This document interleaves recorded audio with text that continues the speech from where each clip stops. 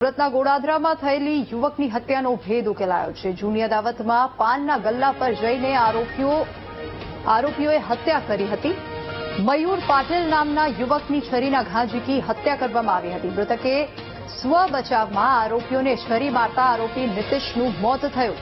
અન્ય બે આરોપીઓ રાજા મહંતો અને આદિત્યસિંહ રાજપૂતની ધરપકડ કરવામાં આવી છે। અને 4 કિશોરો સામે પણ પોલીસે કાયદેસરની કાર્યવાહી કરી છે। મહાકાલ પાન સેન્ટરની અંદર ગઈકાલે હત્યાનો એક બનાવ બન્યો હતો।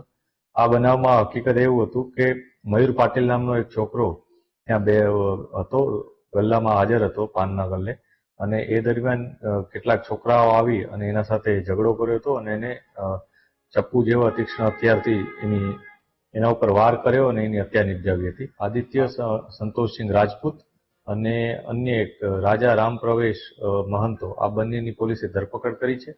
એક 18 વર્ષ અને 2 મહિના અને એક 18 વર્ષ 3 માસનો છોકરો છે।